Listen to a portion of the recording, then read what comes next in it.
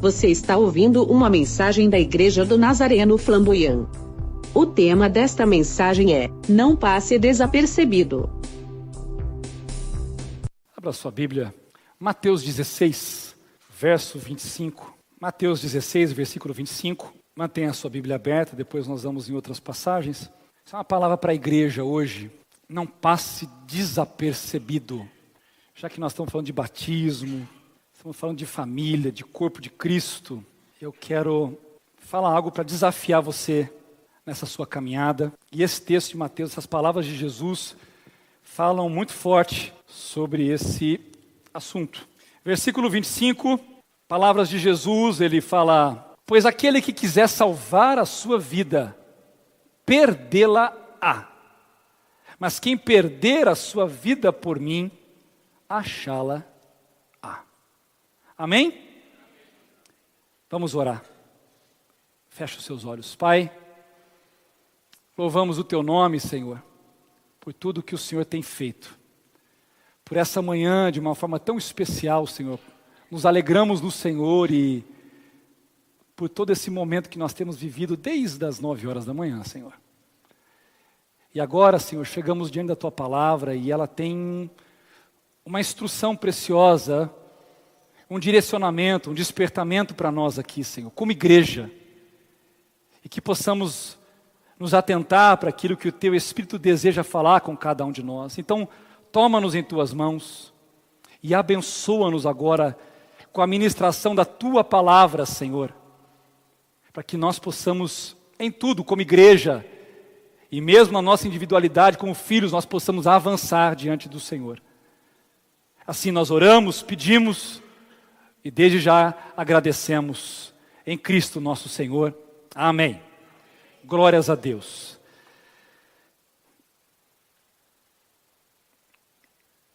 Quando nós pensamos no corpo de Cristo,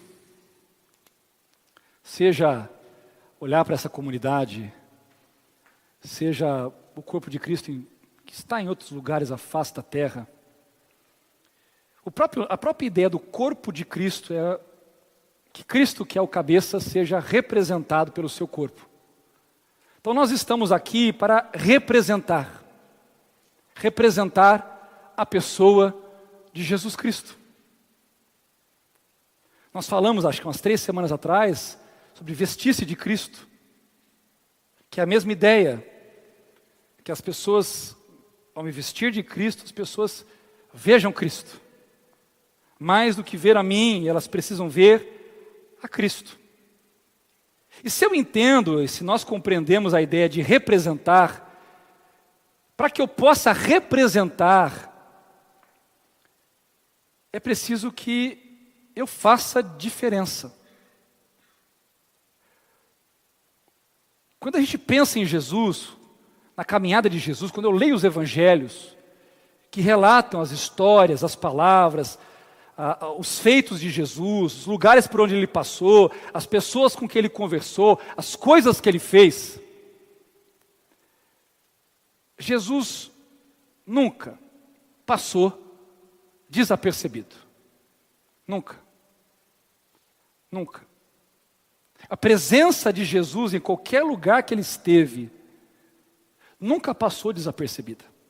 Você consegue pensar em alguma palavra, em alguma passagem dos evangelhos, em que simplesmente onde Jesus estava, não haviam pessoas, ninguém o procurava, ou ninguém o atacava, ninguém o perseguia, ninguém pedia alguma coisa? Mesmo quando Jesus vai na sua terra natal, em que ele não opera muitos milagres ali, o texto diz porque havia uma grande incredulidade naquele lugar, ele não passou desapercebido. Porque mesmo com a incredulidade das pessoas, ele era notado pela incredulidade, como muitas vezes ele foi notado pela credulidade das pessoas, como aquela mulher do fluxo de sangue, que ela foi atrás dele, até que ela pudesse tocar nas orlas da veste de Jesus. Então Jesus nunca passou desapercebido, em lugar nenhum. Há lugares que Jesus chegou em que os fariseus já estavam ali tramando para pegá-lo. Há lugares que Jesus chegou e já tinham enviado pessoas para tentar colocar armadilhas contra Jesus. Os fariseus fizeram isso, os saduceus fizeram isso, ninguém conseguia pegar Jesus. Mas não tinha um lugar que Jesus chegava e ele passava batido. Fosse a população, fossem os líderes religiosos da época, mas as pessoas estavam antenadas. Está passando aí. Quem que é? É o Jesus de Nazaré. Ele está passando aí. Tanto que há um que grita, filho de Davi! Grita cada vez mais alto, para ver se Jesus o escuta. Porque ele sabe que Jesus está passando, e mesmo sem enxergar, Jesus não passa desapercebido para ele. Quando eu penso nisso, eu penso que enquanto nós estivermos aqui, estamos vivos, nós também não podemos passar desapercebidos. Não podemos. E quando eu falo sobre não passar desapercebido, eu não falo isso no sentido de querer aparecer, porque tem gente que quer aparecer. Você conhece uns que adoram aparecer? Tem gente que tudo que precisa é dar uma luz para ela que ela brilha. Só dá um microfone que ela toma conta do... Então tem gente que gosta de aparecer e tem gente que não quer aparecer de jeito nenhum. Você conhece gente? Que no meio do negócio ela vai sumindo, ela vai se escondendo atrás de alguém. E se alguém falar assim, você! Ela... Porque ela não quer aparecer.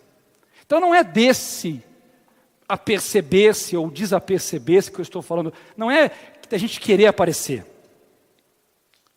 Quando eu falo que nós não podemos passar desapercebidos, é no sentido de estarmos desperdiçando a nossa vida e as oportunidades que Deus tem para nós. É quando existe uma dimensão, e nós cantamos aqui, no louvor aqui, a Tati nos conduziu sobre leva-nos além. E às vezes tem que fazer uma enquete, o que é leva-nos além? Porque se leva-nos além e leva-nos mais para a presença do Senhor, para um lugar mais profundo, de intimidade, de comunhão, como diz a música, não adianta, quanto mais perto do Senhor eu estiver, mais apercebido eu vou me tornar. Não tem como isso ser o contrário. Quanto mais perto eu estiver no Senhor, quanto mais intimidade eu tiver com o Senhor, quanto mais comunhão eu tenho com o Senhor, é mais difícil eu passar desapercebido. Porque luz brilha. Porque sal salga. Não é? Você não tem que dizer para o sal salga. Você encostou no sal, ele salga. O que relar no sal, ele salgou. Aonde a luz estiver, ela aparece. Você não fica dizendo, tem luz aqui, tem luz aqui, tem luz aqui. Você simplesmente olha e fala, tem luz. Você reconhece a luz. Assim como o lugar está escuro, você fala, está escuro, por quê? Falta luz. Então quando a gente canta, é por isso que a gente tem que pensar, o que eu estou cantando? Porque nós estamos cantando isso. Leva-me além. Saiu bonito agora. E aí, mas o que a gente quer com isso? Se a gente quer mais, não tem como passar desapercebido não. Todo mundo que tem mais de Deus, aliás, você vai ficando mais desapercebido quando tem menos de Deus. Porque aí aparece você. E quando aparece você, tem gente que vai torcer o nariz. Jesus não, Jesus atrai, queridos. Então esse é o maior perigo. Esse é o maior desperdício, querido, da nossa vida. É quando a gente passa desapercebido. Significa que nós estamos desperdiçando a nossa vida, as oportunidades que Deus nos dá, com atitudes, palavras e comportamentos que não revelam a Cristo. Que não trazem a Cristo. E eu acho que para um cristão, a coisa mais terrível, pelo menos na minha concepção, não é a gente ter problema. Eu acho que a coisa mais terrível na vida de um cristão, não é ele passar por lutas, não é ele ser perseguido, não é ele sofrer. A coisa mais terrível na vida de um cristão Não são as coisas que podemos passar nessa vida. A coisa mais terrível da vida de um cristão é ele não revelar Cristo. Não revelar Cristo. Por isso que aqui no versículo 25, quando Jesus fala sobre perder a sua vida, um dos sentidos de perder é desperdiçar.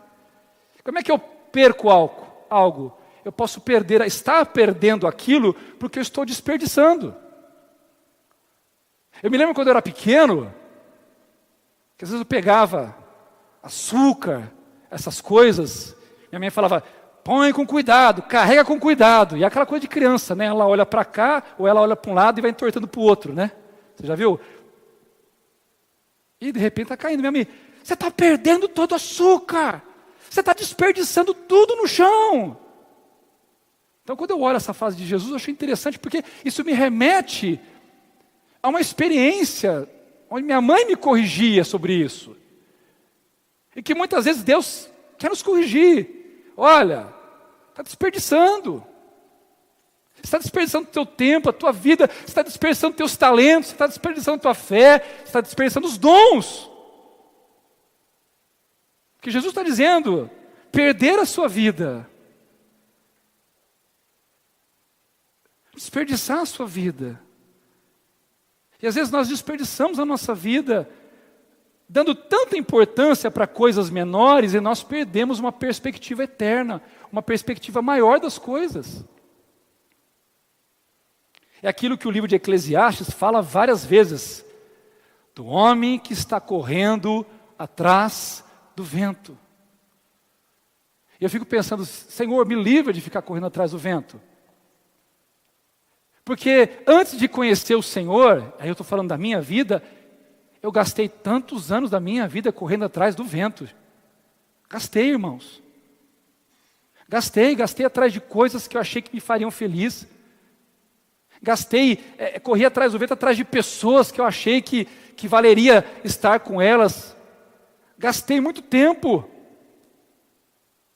querendo ter coisas, porque isso me daria alguma satisfação, e você passa, às vezes,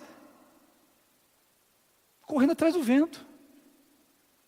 E o que o Evangelho faz é justamente te mostrar o que é importante, e as coisas que são importantes de fato, querido, são as coisas que têm uma perspectiva eterna. Quer ver um exemplo disso? Sua família é importante porque a sua família tem perspectiva eterna. Não de ser eternamente a tua família, mas por causa das vidas que estão ali, do plano do Senhor, da própria salvação. Então existem coisas que têm uma perspectiva eterna. E tem coisas que são apenas coisas temporais. Que eu falei semana passada, quando eu falei sobre o triunfo de Cristo, coisas que quando Cristo estabelecer a sua presença e seu reinado aqui, tudo isso vai perder o motivo de ser. Tudo isso vai passar. Tudo isso vai perder importância, porque Ele estará aqui para reinar. Mas existem coisas que sem Ele ou com Ele aqui, elas têm uma perspectiva eterna. E nós não podemos perder essa perspectiva eterna. Quando eu olho para o batismo hoje pela manhã e vejo pessoas ali, vejo um adulto, vou colocar 2 adolescentes. Já estou, porque um é adolescente e outro é junior. Mas eu já vou promover o Miguel já. Feito? Combinado? Ele gostou, né? Então quando eu olho isso, e eu vejo tudo que a gente está fazendo, tudo que o Senhor tem nos colocado para fazer, eu falo, isso é perspectiva eterna. A mãe clamando pelo seu filho é perspectiva eterna. Amém, igreja? Então nós precisamos pedir, Senhor, me dá uma perspectiva do que é eterno. Porque, queridos, a eternidade para nós não vai começar quando nós fecharmos os olhos. Essa semana morreu a mãe da Fátima. Alguns sabem quem só ela frequenta aqui a nossa igreja. A mãe dela é uma senhora. Muitas vezes ela veio aqui, pensa na senhora animada, boa de conversa, uma graça, ela, Dona Terezinha. Eu fui lá, no funeral dela. E olhei ali para ela, é sempre muito triste, mas qual é a nossa perspectiva? Nossa perspectiva não é a perspectiva da choradeira. A A perspectiva da gratidão. A própria Fátima estava conversando comigo e agradecendo por tantos 80 e poucos anos de idade, porque ela levou a família inteira para Cristo. E agora ela foi descansar com o Senhor, querido. Mas aonde a eternidade dela começou? Ela só entrou na eternidade, mas ela já vivia a eternidade. Porque ela já não vivia olhando para as coisas temporais, ela vivia olhando para algo maior. E o que o Senhor quer fazer é que você levante os teus olhos, porque existem coisas que vale a pena lutar, e existem coisas que não vale a pena perder tempo. Mas precisamos falar, Senhor, ajusta as lentes do meu óculos, para eu enxergar. Para eu enxergar.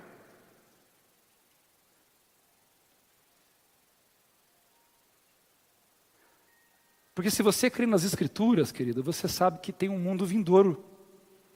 Você sabe que a eternidade é real. Então você não tem mais como falar assim, meu Deus, eu estou desperdiçando a minha vida. Amados, nós vivemos num mundo difícil, amém? Mas nós não temos que nos assustar. E nós também não podemos nos acovardar, querido. Porque aonde existem lutas, aonde existem problemas e desafios, também existem oportunidades. Eu olho para esse país, eu olho para a igreja do Senhor Jesus, dentro desse país, eu vejo muita crise, irmãos. Mas eu também vejo muita oportunidade. Eu vejo se nós nos colocarmos para orar, para clamar, se nós acreditarmos que esse país vai começar mudando de joelho, se nós amarmos essa nação ao ponto de derramar o nosso coração diante do Senhor, de fato, se a gente reclamar menos e orar mais, porque isso aqui dá outra mensagem, nós cremos na nossa oração? De verdade, será que nós cremos na nossa oração? Porque se a gente acreditasse que as nossas orações, a nossa fé poderia transpor montanhas, como Jesus falou, então nós não gastaríamos tanto tempo reclamando tanto, nós oraríamos mais. Nos posicionaríamos mais nesse sentido. E eu vejo isso, eu vejo que, será que tudo é crise? Será que tudo é problema? Ou será que existem oportunidades? A gente olha a própria iniciativa 5+. Porque a proposta da iniciativa 5+, eu já expliquei aqui para vocês, é capacitar, mas capacitar para quê? Capacitar para que uma dificuldade possa se tornar uma oportunidade. Porque eu não quero afastar as pessoas de mim, eu quero atraí-las para Cristo. Minha perspectiva é eterna. Minha perspectiva é eterna diante do homossexual, da prostituta, do transgênero. Não é mandá-los para o inferno, mas apresentar a eles o caminho de vida, de salvação, de restauração que Jesus faz. Senão, o que eu estou fazendo? O que é a fé? Então, em tudo em que há crise, há uma oportunidade. Nós precisamos saber reconhecer as coisas, mas reconhecer as coisas com olhos espirituais. É igual quando Jesus está com a mulher samaritana, e os discípulos foram comprar comida, e quando eles voltam, Jesus já está no negócio com a mulher lá. Já está lá falando de beber dessa água, não vai ter mais sede, ele já está colocando a questão da vida dela, da história dela, ela fala, vejo que é profeta, a coisa está... Chegam os discípulos, com a comida natural. E devia estar todo mundo com fome, que já era lá o meio-dia e pouco ali, mais ou menos. E chega para Jesus e fala, mestre, está aqui a comida, você não vai comer? Jesus fala uma coisa fantástica, Jesus fala assim, a comida que eu vou comer é outra comida. Depois eu como essa aqui, mas agora eu estou num outro banquete. Agora eu estou experimentando outra coisa aqui, eu não vou deixar de experimentar isso para comer esse negócio agora, depois eu como, porque agora tem um banquete aqui, agora tem algo aqui, diferente. É isso que eu quero que você entenda, nós precisamos saber reconhecer as coisas com olhos espirituais, e nós precisamos levantar em fé, para encarar de frente esses desafios, sabendo que Deus, confiando no Senhor, e sabendo que o Senhor está conosco, amém, queridos? Então fala para o seu irmão aí, não coloca seu empenho nesse mundo. Fala para ele. Não coloca, querido. Sabe por quê? Porque esse mundo é falido, gente. Eu já disse isso tantas vezes aqui. Esse mundo está condenado. Esse mundo vai terminar, querido. Eu falei sobre isso na semana passada. Nós não temos que temer o fim do mundo, nós temos que querer o fim do mundo. A melhor coisa do final é a vinda de Jesus, o reino de Jesus, a glória de Jesus, o governo de Jesus. Então, quando Cristo voltar, querido, significa que essa era da humanidade, o domínio de Satanás desaparece e Jesus estabelece o seu reino, querido. Por isso que no versículo 26, aqui de Mateus, ele vai dizer: que aproveita o homem ganhar o mundo inteiro se perder a sua alma? Amados, muitos estão atrás do sucesso desse mundo. Agora, sabe o que nós temos que desejar? Não o sucesso desse mundo, nós temos que desejar ser bem-aventurados.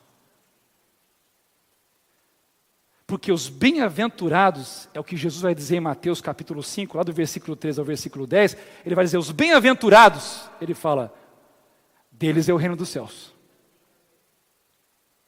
Os bem-aventurados é os que serão consolados.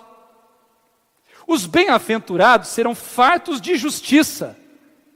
Os bem-aventurados alcançarão misericórdia. Os bem-aventurados verão a Deus. Os bem-aventurados serão chamados filhos de Deus. Então nós não estamos correndo atrás de sucesso. Nós precisamos caminhar para ser bem-aventurado, porque as promessas estão sobre os bem-aventurados. Por isso que Jesus fala que adianta o cara ganhar o mundo inteiro, o cara ser um sucesso desse mundo, se ele está perdendo a sua alma. Muitos querem ser vencedores, aos olhos dos homens, aos olhos desse mundo. Outro dia eu fui na livraria, para falar, o tema de sucesso, é o tema que você mais encontra naquela seção da livraria que é de autoajuda, coaching, não sei o que lá mais. Sucesso, sucesso, sucesso, sucesso, sucesso. Tenha sucesso ao falar, tenha sucesso ao levantar, tenha sucesso ao piscar, tenha sucesso ao virar o braço, tenha sucesso em tudo. Tenha sucesso ao comer. Mais difícil é ter sucesso em emagrecer, né, Marcão? Querido, nós devemos desejar ser bem-sucedidos aos olhos do Senhor. Que sucesso nós estamos buscando? Que sucesso, que nós queremos? Ser bem-sucedidos diante dos desafios dessa vida, sabendo que nada pode nos separar do amor de Deus. Nada, querido. Sabe o melhor é isso? Quando Paulo fala lá em Romanos capítulo 8, ele vai dizer, ele fala assim, olha, eu estou certo, nem a luta, nem os problemas, nem a perseguição, nem a fome, nem a espada, nem anjo, nem demônio, nem principado, nem potestade, nem altura, nem nada. Ele fala, eu estou certo que nada pode nos separar do amor de Deus. Então, para mim isso é ser bem-sucedido. É andar debaixo do amor de Deus. É experimentar o amor de Deus. É saber que aos olhos do Senhor, eu tenho perseverado, eu tenho caminhado, eu tenho feito a vontade dEle, ainda que eu não entenda algumas coisas que estão acontecendo na minha vida, porque nem tudo o Senhor vai explicar para nós. Ele não deve, de forma nenhuma, nós temos que entender isso, Ele não deve explicação nenhuma para nós. E se isso fere o teu ego, o teu problema é ego. Porque você acha que Deus deve alguma coisa para você, não deve nada. Ele não deve explicação. Quando Deus nos explica, é pela misericórdia dEle, mas Ele não deve explicação. Ele não explicou para Jó o que aconteceu. Ele abençoou Jó, Ele restaurou Jó, Jó teve outros filhos, Jó reconheceu que achava que conhecia o Senhor, mas agora que de fato ele viu quem era Deus na vida dele, mas Deus nunca falou, Jó, deixa eu te contar o que aconteceu, meu querido. Estava um dia lá eu, com os anjos, e aí apareceu Satanás, aquele maldito apareceu na conversa, aí ele veio, ficou me fustigando. Conversa. Deus nunca explicou nada. Deus nunca falou assim, eu falei de você. Não, Jó, basta saber quem eu sou na tua vida. Queridos, há coisas na nossa vida que basta saber quem é Deus na nossa vida. Você sabe quem é Deus na tua vida, então isso basta. Basta saber quem é Ele. E basta você, querido, estar debaixo dos olhos do Senhor. Então nós precisamos entender que o nosso maior trabalho, querido, é o que fazemos para o reino de Deus. Porque o reino de Deus não perece. O resto perece, irmãos. As coisas passam aqui, tudo passa, querido. Tudo passa nessa vida. Você pode fazer um negócio bonito, moderno, novo hoje, daqui a pouco já é velho, já é ultrapassado. Você pode comprar um negócio bonito, última geração, daqui a pouco já é velho, ultrapassado. Você pode ser lindão, bonitão, daqui a pouco você está velho, ultrapassado também. Estou brincando, gente. Só para que vocês estão muito sérios, só para quebrar aí. É verdade também, né? Vai fazer o quê? Te brinca, mas fala a verdade, né? Então, uma pergunta. O que é uma vida desperdiçada aos olhos do Senhor? Essa semana eu estava vendo num site sobre perseguição de famílias, de cristãos ao redor do mundo, coisa que quase não passa na televisão. Mas ao redor do mundo, na região do Oriente Médio, na própria China, pessoas sendo perseguidas, cristãos sendo perseguidos. O que é uma vida desperdiçada? Porque às vezes a gente tem uma inversão, né? A gente acha que uma vida desperdiçada é o cara que foi virar missionário. Aí ele morre sendo missionário. Nossa, que desperdício. Sabe o que é desperdício aos olhos do Senhor, querido? É quando nós passamos 20, 30 anos da nossa vida, querido, focados apenas na nossa felicidade, focados apenas na construção das nossas coisas, buscando apenas alvos e objetivos terrenos e pessoais, apenas procurando usufruir de sonhos materiais, sem visão de reino, sem visão de eternidade, querido, sem compreender que logo, logo nós estaremos na presença do Criador, querido. E o que nós vamos dizer para Ele? O que nós vamos dizer para Ele sobre o que nós fizemos com a graça dEle, o que nós fizemos com os talentos que Ele nos deu? Tanta gente talentosa na igreja, enterrando talento. Enterrando talento. Está lá. Enterrando talento. Vamos desenterrar os talentos. Porque os talentos foram dados por Deus. Ah, mas eu tenho justificativas, mas será que todas elas permanecem diante do amor de Deus?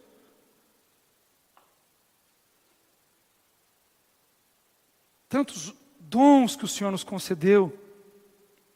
Estamos usando os dons que Deus nos concedeu, querido. Tantas oportunidades que o Senhor nos dá. Contei para vocês a experiência lá na viagem, com a mulher romena lá, que bênção. Essa semana, sentei com um casal, jovens, tudo ateu, espirocado, eu apresentei o plano da salvação para eles de forma inteligente, que os dois, gente com preconceito de igreja, as oportunidades que o Senhor nos dá.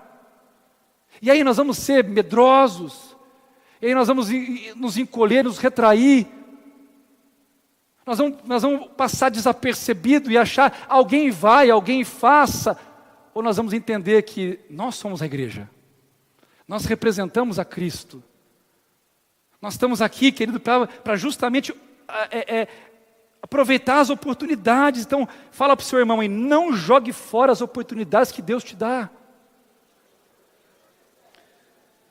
Quantas oportunidades nós temos? Faça sua oração de manhã, fala, Senhor, não me deixa desperdiçar o meu dia. Aí ele já vai falar de cara, você vai ver o céu vai abrir, vai vir um anjo e vai falar assim, desliga esse celular. Já vai com um bom começo já. Desliga esse celular. Estou brincando, gente. Ou não. Mas, ore com sinceridade, Senhor, não quero jogar fora o meu dia. Põe as pessoas perto de mim que eu possa fazer alguma coisa por elas. Coloca as pessoas perto de mim para que elas possam se aperceber do Senhor na minha vida. Você não precisa colocar uma camisa, eu sou cristão. Mas você pode ser cristão. Você pode amar, pode fazer algo por essa pessoa e ela se apaixonar por Jesus na tua vida, querido. Então não jogue fora, não desperdiça. Eu estava refletindo nas palavras que o Senhor disse para Belsazar, filho de Nabucodonosor. Quando ele aparece, ela está lá em Daniel 5, depois você lê, ele fala, aparece uma mão, está uma festa, estão fazendo uma orgia, a verdade é essa. O cara está lá dispersando a vida dele com isso, aparece uma mão, pensa aparecer uma mão, irmãos, do nada.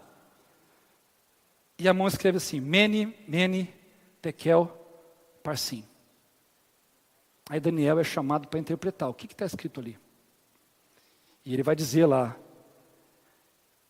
foste pesado na balança e achado em falta. Ou seja, na balança de Deus, o rei Belsazar não tinha feito nada proveitoso. Desperdiçou a vida dele, desperdiçou o reinado dele, desperdiçou as coisas do Senhor, porque ele usou os utensílios do Senhor nessa orgia que ele foi fazer, querido. Então eu penso nisso e falo, Senhor, é sério? E a balança, se pôr na balança?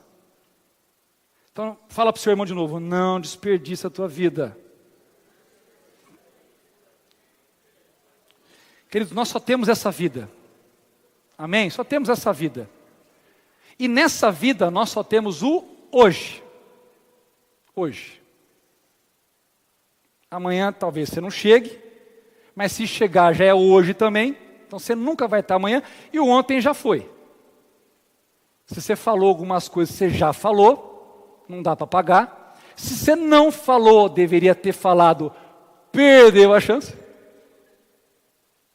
Então você pode falar isso hoje. Então nós só temos hoje. E a vida é mais curta do que nós gostaríamos. A verdade é essa, passa rápido. Então, nós temos uma responsabilidade de fazer algo significativo. E o último exemplo que eu deixo nessa mensagem para fechar com você, que está no próprio texto de Mateus 16, mas a conversa começa um pouquinho antes, é a diferença de Pedro e Jesus. Quando você volta aqui em Mateus 16, a conversa começa no versículo 13, quando Jesus pergunta para os seus discípulos, quem as pessoas estão dizendo que eu sou?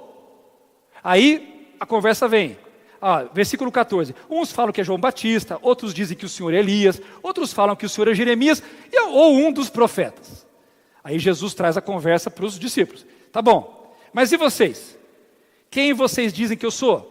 Aí Simão Pedro se levanta entre os outros e fala, tu és o Cristo, o Filho do Deus vivo. E Jesus vai elogiar a resposta de Pedro, dizendo, Pedro, você é bem-aventurado. Pois não foi carne nem sangue quem te revelou, mas foi meu Pai que está nos céus. E aí ele vai discorrendo outras coisas, ele fala sobre a igreja, as chaves do reino. E o versículo 20 é interessante porque fala assim, então ordenou aos seus discípulos que a ninguém dissesse que ele era o Cristo. Nesse momento, todos os discípulos de Jesus entenderam claramente que eles estavam diante do Cristo, do Messias, do enviado. O que você faria se você estivesse diante do Cristo? Não é, pastor Havana? Tremendo, né? Está diante do Cristo. Eu sou o Cristo. Eu sou o Cristo. Mas não falem para ninguém. Aí olha o versículo 21. Jesus começou a mostrar aos discípulos que era necessário ele ir para Jerusalém, que lá ele ia padecer de muito dos anciãos, ele ia padecer dos sacerdotes, dos escribas, ou seja, ele seria preso, torturado, ele seria morto, e ele iria ressuscitar no terceiro dia. Então Jesus não negou nenhuma informação para Pedro, ou para os discípulos, eu sou o Cristo, não falem para ninguém, nós vamos voltar para Jerusalém. E quando chegarmos lá, entendo, já estou falando para vocês o que vai acontecer. Eu vou ser preso, eu vou ser torturado pelos principais líderes religiosos, eu vou ser morto, mas eu vou ressuscitar. Aí vem a resposta de Pedro. Pedro toma Jesus à parte. Você já fez aquela situação? Marido e mulher, dá aquele BO, não se entende direito ali. Aí assim, só um instantinho, por favor. Vem cá, amor. Aí dá aquela pitada, né? Aquela... Só vê o dedinho lá. Gente, foi exatamente isso que Pedro fez com Jesus. Que há 1 minuto antes disse que ele era o Messias. Que contou tudo o que ia acontecer e terminou dizendo que eu vou ressuscitar. Pedro toma ele de parte. E fala, para de falar essas coisas. Para com essa conversa. Olha o que ele fala, tem compaixão de ti. Isso de modo alguma vai te acontecer. Aí Jesus, na cara de Pedro, fala, para trás de mim, Satanás. Tu me serves de pedra de tropeço, não compreende as coisas que são de Deus, e sim as que são dos homens. E aí Jesus traz a palavra que antecede o versículo 25, ele fala, então Jesus vira para os discípulos. Pedro, acabamos aqui. Ele vira para os discípulos e fala assim, se alguém quiser vir após mim, ou seja, eu estou indo cumprir o propósito do meu Pai.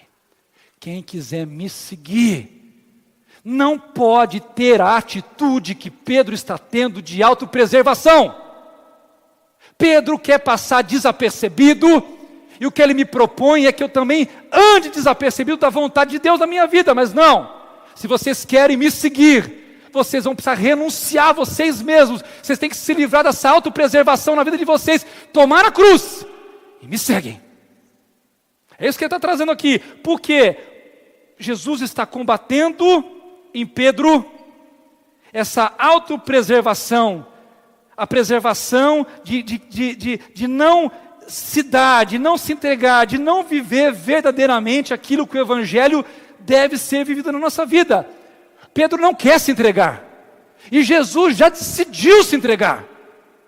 E você encontra essas duas realidades na igreja, gente que está lutando ainda para se entregar, e gente que já se entregou totalmente. Que lado nós estamos nessa questão? A consciência de Pedro é individualista. A de Jesus é de renúncia e de sacrifício, querido. Então qual é a nossa consciência? Nosso coração tem que ser tomado pelo desejo de tornar Jesus Cristo conhecido. A minha pergunta é, você está disposto a viver e a morrer por essa verdade? Está disposto a viver, a morrer por isso? Por isso que Jesus fala, eu estou indo. Quem quiser me seguir, nega a si mesmo. Toma a sua cruz. E aí você vai andar comigo. Por quê? Entra o verso 25, porque vocês não vão passar desapercebidos. Vocês não vão tentar preservar a vida de vocês, vocês já deram a vida de vocês. E quando vocês dão a vida de vocês, vocês não estão perdendo-a, vocês estão ganhando a vida de vocês.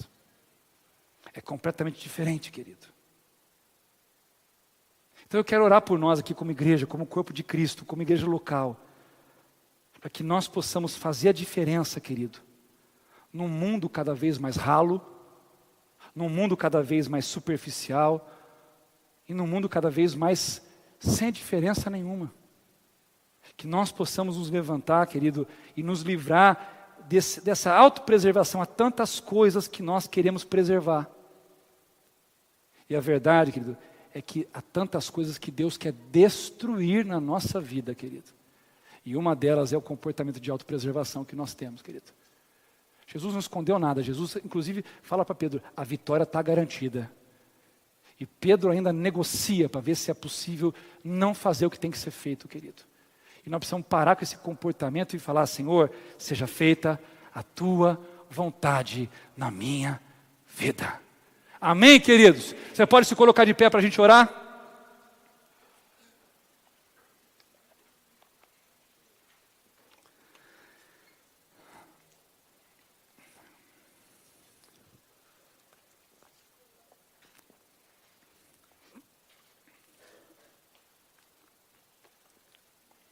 Renúncia é um negócio difícil para nós. Nós lutamos com isso. Mas nós precisamos, querido, colocar diante do Senhor e sermos trabalhados nisso. Quando Jesus fala, seja feita a tua vontade, ele coloca isso numa oração, né? Por que Jesus coloca? Você já parou para pensar por que Jesus falou sobre fazer a vontade de Deus dentro de uma oração? Para que constantemente nós precisamos buscar o Senhor, para dizer, Senhor, seja feita a tua vontade, porque constantemente há uma luta entre fazer a vontade do Senhor e a nossa vontade, e a oração constantemente nos lembra que nós precisamos voltar para a vontade do Senhor. Então Jesus coloca isso numa oração, sabiamente, para dizer assim, todo dia, toda hora, vocês precisam ir até o Pai e pedir para que a vontade dele seja feita e buscar, porque isso não procede naturalmente de vocês. Isso tem que ser feito através do Espírito na vida de vocês, para que vocês de fato, porque é fácil falar, o difícil é fazer, o difícil é renunciar, o difícil é a minha vontade e a vontade de Deus. E aí qual que eu pego? Pela carne eu pego aqui, mas o Espírito fala, renuncia, pega aqui. E Jesus fala, todo dia faça isso, querido. Que se todo dia você buscar a vontade de Deus, você nunca vai passar desapercebido. Amém? Põe a mão no seu coração, vamos orar. Pai querido, te damos graças nessa manhã pela tua palavra, pelo culto, pelo batismo, Senhor, pela recepção desses irmãos queridos aqui, Senhor, agora oficialmente como parte dessa família. E tudo nós reconhecemos a mão do Senhor. E a tua mensagem, ela nos conduz numa direção.